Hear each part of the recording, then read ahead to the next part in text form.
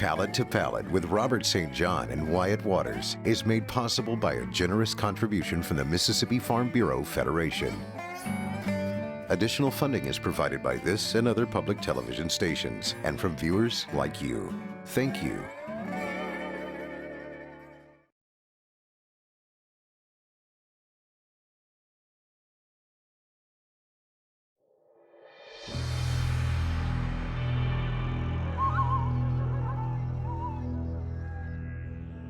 Hattiesburg, my hometown. 55 years I've spent in that place, and I got to tell you what, I never knew there was such thing as a blueberry picking machine. Man, I got up there, I felt like Leo DiCaprio in King of the World in a blueberry field. It's pretty cool. Outside of Hattiesburg. And you painted my church. Yes, I did. It's a beautiful place. Oh, it's a beautiful painting. You know, there are probably more people in Wisconsin that know Brett Favre lives in Hattiesburg than there are Hattiesburgers who know Brett Favre lives in Hattiesburg. He's a very low-key guy. We were lucky enough to have him come join us for dinner. He can eat too, man. He can really eat. We did a progressive dinner at all of my restaurants, and I'm gonna tell you, it's not easy to do this. He ate me under the table. It's not easy to do. The photo we had, I felt like they were getting ready to determine the sex of the baby. I'd eaten so much. So we did my hometown, Hattiesburg. I love Hattiesburg. Yeah, open it up. That's about it right there.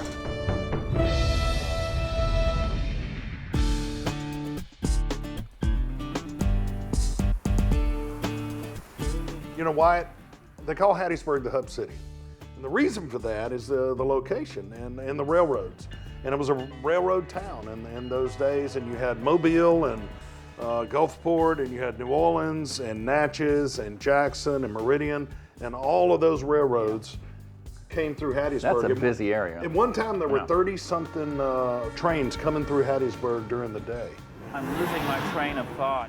And that's how it was formed. It's in the middle of the Pine Belt, and at one time in the early 20s, I think the international price for yellow pine timber was set right there on Main Street in Hattiesburg. So you're in the heart of the Pine Belt, in the hub city, place I call home. I love it.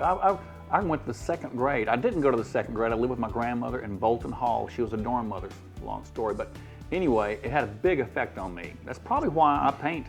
One of the reasons I paint as much as I paint. That's what I did when I was there. I think most people don't know Wyatt Waters actually went to the second grade at the University of Southern Mississippi. In a girls' dorm. That was the first. I like this. That was the first time I remember. I saw those girls and I thought, that's not my mother. Something was going on, you know.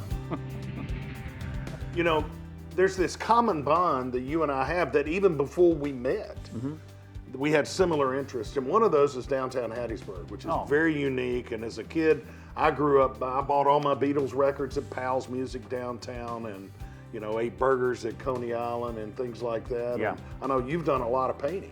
Oh yeah, I downtown. Painted, I painted Southbound now, which was the California Sandwich Shop That's right. originally. And of course, Coney Island, but also painted the Beverly Drive-In in its heyday. You know, with her, I remember going as a kid. My grandmother's, the girls at the dormitory would take us, take my brother Jim to take me to watch movies there. It was really pretty cool. So he was already hanging out with college girls at the drive-in in second grade. Oh, to be Wyatt.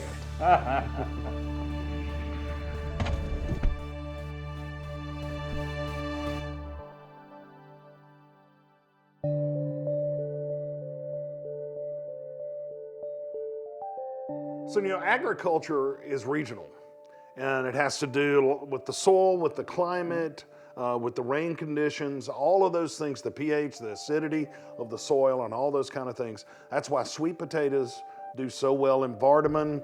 That's why Crystal Springs does so well with tomatoes. In Hattiesburg, Mississippi, it's all about blueberries.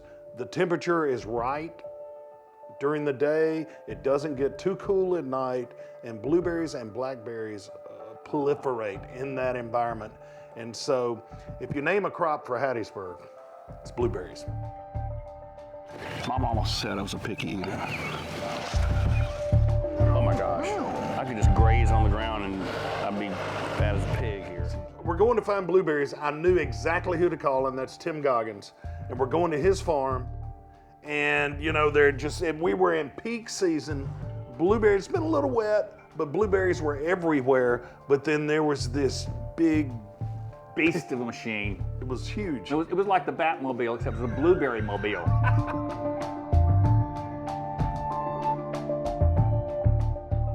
Now this is a highly specialized machine, looks like. What do you call this machine? It's a blueberry harvester. You're not gonna be able to get out now. I know. Uh-oh, I'm in here. Now I'm in. There's no escaping the blueberry machine.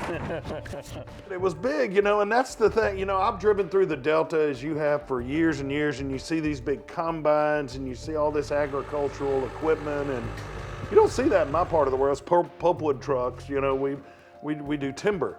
But we do have this blueberry picker thing that is pretty amazing. I've always thought about that. How does it know? You know, what is it's picking and? It's a machine that I had no idea. I thought people did that. A really good picker will pick about, say, from 150 to 250 pounds of berries a day. That thing will pick, we can probably pick 20,000 pounds a day. Oh, wow. This is pretty fascinating. Just I'd love to watch this. Can we watch it work? Yeah, yeah. How many people will it hold? It'll hold all we can put up there. Can we get on it and ride? yeah, with the, yeah. Oh, we're about to ride the blueberry picker.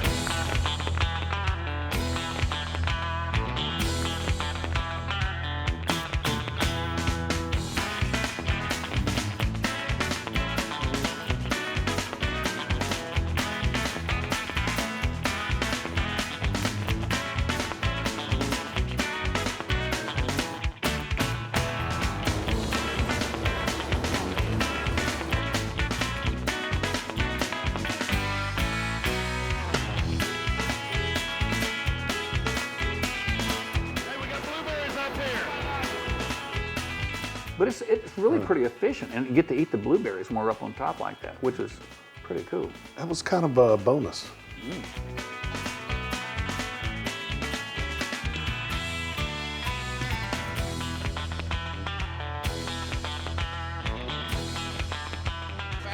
After your article, you wouldn't believe the ladies that came out and wanted to know, we want Robert, the one that he said was favorite. I kid you not. People who are successful have a passion about whatever they do. And Wyatt's passionate about art. I'm passionate about food. You definitely, yeah. You're Some of passionate us about are blueberries. Yeah. growing That's it. food and eating. Yeah, that's it. We recently had an acre behind my house, and then we've just continually grown, and we're up to about 40 acres now. 40 acres. Yeah. How many bushes does that make? Or do you have? Well, there's roughly 900 bushes per acre. No, No, 36,000. about 36,000 plants. 36,000. Yeah, Oh my gosh. yeah. That's a lot. So, yeah, That's great. yeah, that's a lot of plants. And then you do blackberry too, right? Yeah, this is the blackberry patch out here. What's a bigger challenge to grow, blackberries or blueberries? These are more work, aren't they? They're more work in the blackberries, yeah. This is really, oh, that's big. It's like breakfast, man. This is the way to eat breakfast. This is South Mississippi breakfast. I heard that the blackberry phone was patterned after this because of the seed pods. The buttons on it look like blackberries. And kids don't know that who didn't pick blackberries. Kids don't even know what a blackberry is now. And you know what those are called? What? Drupelets. But the ones out in the woods weren't that big. No, it took a lot longer to pick a bucket back then. But I gotta tell you, blackberry preserves are probably my favorite preserves. Blackberry cobbler Yes, blackberry is my cobbler. favorite cobbler. You think about Mississippi, and we get a bad shake in a lot of things, but almost any list you see of the healthiest foods that you can eat, you know, all these health magazines, all this stuff, blueberries are almost always in the top 5, the healthiest things you can grow. So that makes me proud. Well, me too. Oh, they're good. And they're good and good for you. That's right. There you go.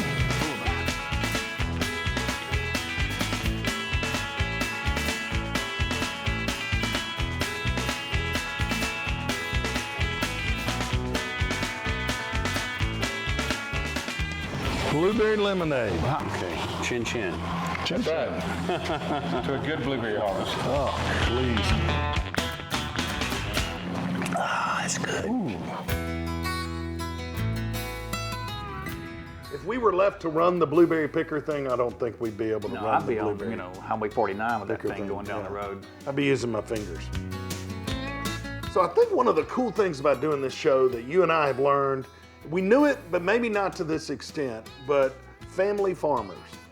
And it takes the entire family for a lot of these people. You've got a husband and wife working hard. You've got kids out in the field picking blueberries and blackberries, planting, trimming all year long, all of those things. Weekends, more than 9 to 5. It's a family affair, and I think that's cool. We were there and we started talking. We came up with this idea to use it as a parade. It seems very natural because you're up there, you could almost be waving and throwing beads, and I think they're really going to do that for the parade, aren't they? We have a killer Mardi Gras parade in Hattiesburg. Yeah. It's called the Kairos Parade. 40,000 people come watch this parade.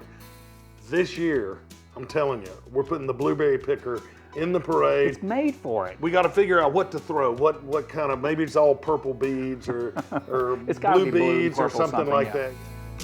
But are you riding? Oh, heck yeah. It's a I'm deal? going to be there. All right, we're riding Done on the deal. parade. Done.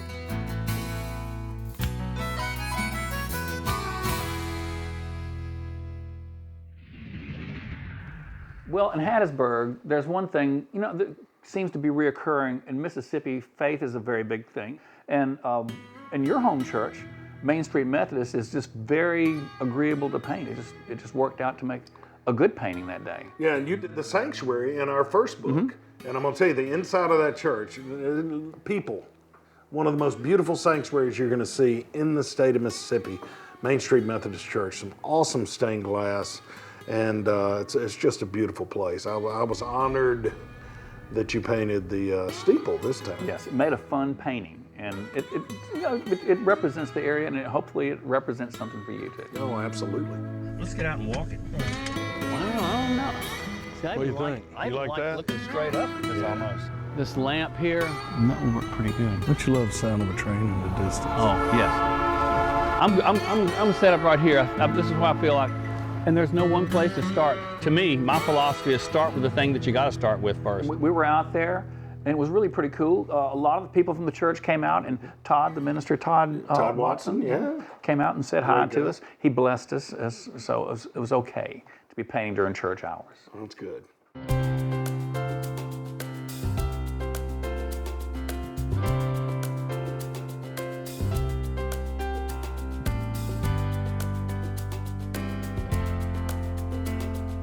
We're always in the state of trying to figure out how to solve this problem called painting.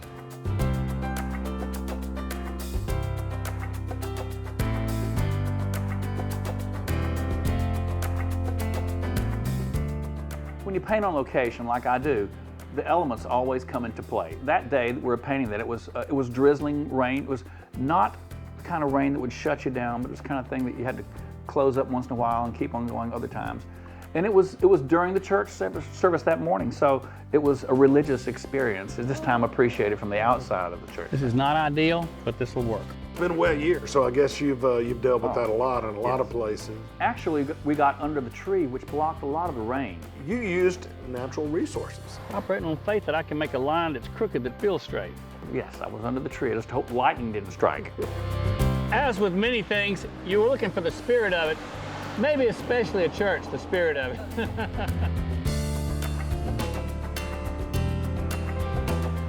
That's closer, that's further away. These are things people read unconsciously.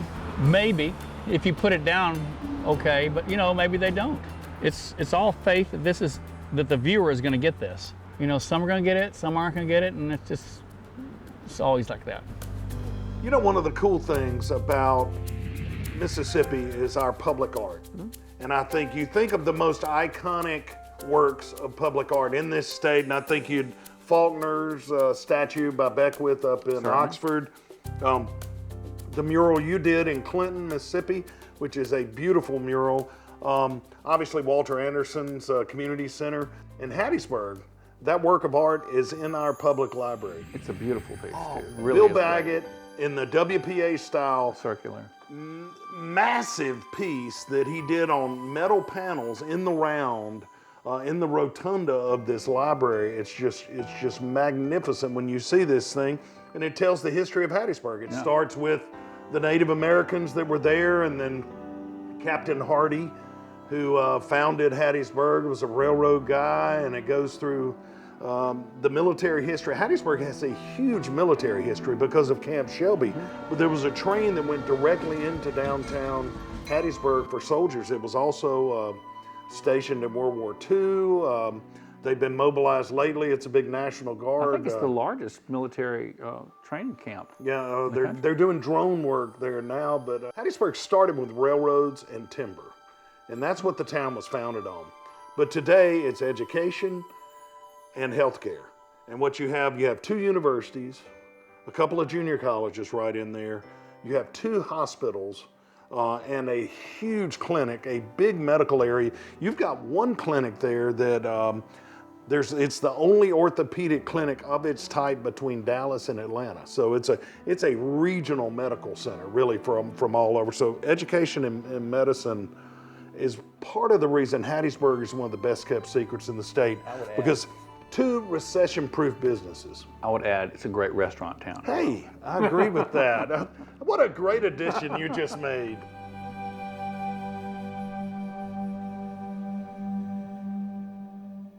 Speaking of eating, we had a progressive meal with Brett Favre that evening, and it was, we took it to 4 different restaurants, and that guy can really eat. He can eat a lot. Oh my gosh. And, you know, that's one thing I had never thought of. I had never thought of, you know, all of my restaurants are kind of grouped together, and they're all in the same kind of parking lot, really. We proved they're within walking distance.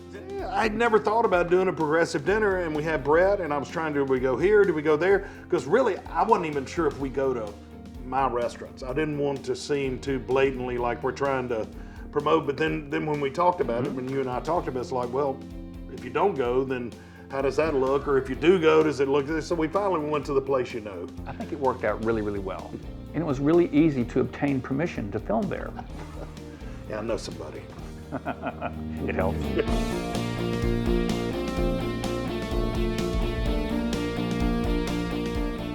We gotta have some Irv stories tonight.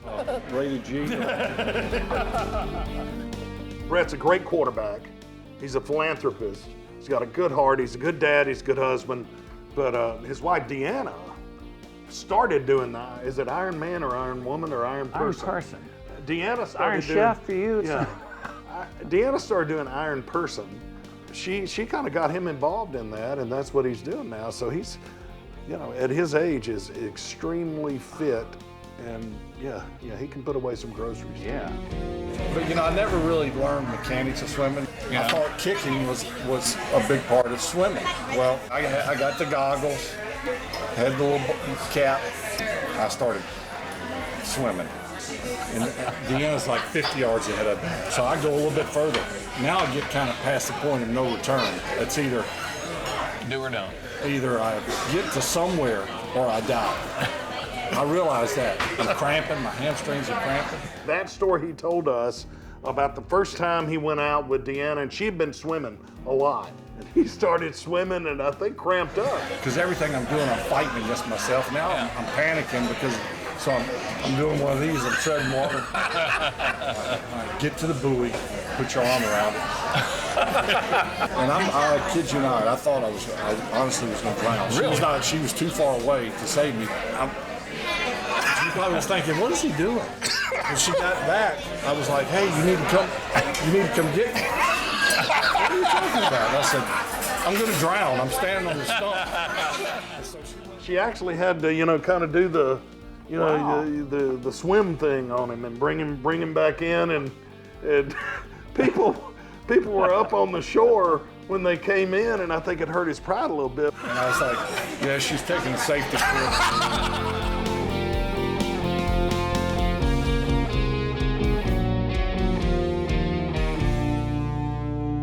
The one thing I know is that Brett loves those char-grilled oysters we do at Crest City Grill, so we started there. Oh, I loved them too. Char-grilled oysters are great. They're in the book. You know, it's one of those classic, actually the recipe comes from New Orleans, but being that close to the Gulf Coast, we do a version of that there. And He wanted more. But you know what he started talking about, do you remember what he started talking about during char-grilled oysters, is how much he loved fried shrimp. Yeah. And I had us going to the Purple Parrot for the second course, but we didn't have fried shrimp on the thing. You set that up at that time. So we did that blackened fish with mock choux that has corn and our homemade andouille and those type things, or andouille as they say in Cajun land. But we got some fried shrimp for Brett, and he actually ate both. You want some? Yeah, I do. You ate some of those fried shrimp. I did too, yeah. I did too. Fried shrimp. When I was a kid, that was my go-to. You know, we had a nice dinner in the Parrot. I think there was a couple celebrating an anniversary over to the left who might not have been so happy. We got a little loud, I think, and the lights might have been a little bright. So It was. whoever you are, we're sorry we ruined your anniversary dinner. Really are. Y'all ready to do a little Italian? So after that, went on a quick walk to Tabella. The plan was to eat pizza at Tabella, and we ate pizza, but Brett opted for gluten-free pasta. Which you're very sensitive to. He had that, and then after, you and I got mobbed, and everybody wanted our autograph, and they wanted pictures with us, and Brett just had to kind of stand by and, watch as we got all the glory. That happens to Wyatt and me all the time. Yeah. You know, I tell people all the time, because I get that question, like, have people leave you alone in Hattiesburg? You know where to go. Many years ago, I was in Crescent City. Yeah. I go in the restroom, and this guy walks in, looks up, and he's like, Brett Favre? And I said, yeah. And he's like, what are you doing in Hattiesburg? Now, this guy, come to find out, was from Hattiesburg. Right. I said, I live here. And he goes, oh, I said, been living here. You don't get them wanting to shake your hand in the bathroom. Yeah, fist bump. So we finished up with Ed's Burger Joint outrageous milkshakes. And that's a meal in itself. Yeah, I mean, and then really, some, you know. It really is, and it's dessert times 10. You got three choices here. Straw, spoon, or shovel. Brett Favre rose to the occasion and just put me to shame. Yeah, and actually there were more out-of-town kids that were in town for like a baseball tournament or something like that. And Brett, we need to put him on commission because he was shaming all those kids. You need to order a shake. You need to order a shake, and they did. That's a good endorsement. We're gonna buy him one.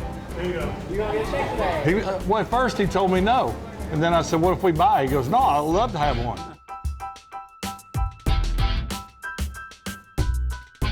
Here's Brett Favre, a guy, South Mississippi guy, went to University of Southern Mississippi. He holds the record for a number of consecutive starts in the NFL by a quarterback. He's been an MVP, he's won a Super Bowl.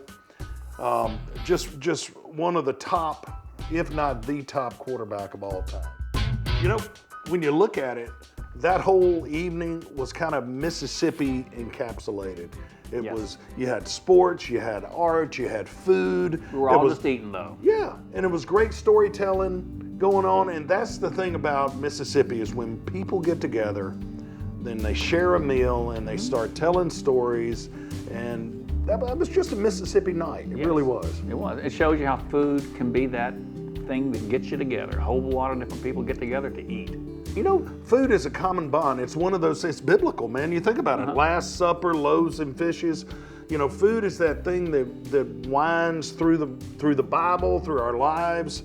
You know, I think if you think back on the most important times in your life and your best memories, somehow food was involved, whether it was, in my instance, at my grandmother's table Sunday after lunch. And that's when I talk a lot about the 5 F's, you know, faith, family, friends, food, and fun. And I spent a lot of my early days looking for fun in a lot of the wrong places. But what I didn't know is it was there all the time.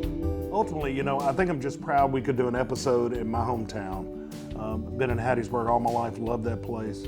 Graduated from Southern Miss, you know, opened my first place there, and it's the place I call home. It's where my greatest memories are, and I love that place. At the end of all this, we just got a huge taste of Hattiesburg. It was a great, great time. You know, more than any other episode, I mean, it's just occurring to me right this second that more than any other episode we've done, maybe, this is the one that encompassed the 5 F's with faith, family, friends, food, and fun. You did the painting of the church. The church was fun. You know, family was all around, friends were there, way too much food. Oh my gosh. And I know I speak on behalf of you. We had fun. Heck yeah.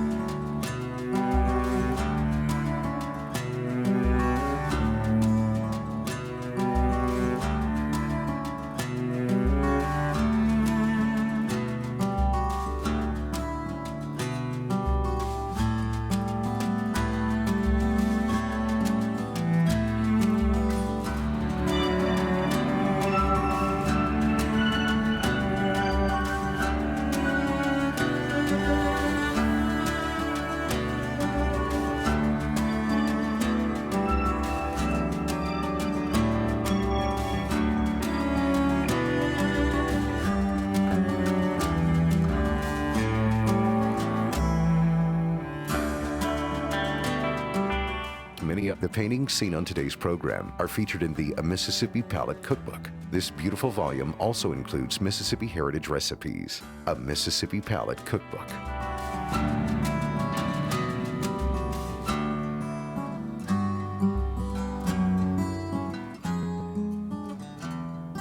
Palate to Palate with Robert St. John and Wyatt Waters is made possible by a generous contribution from the Mississippi Farm Bureau Federation.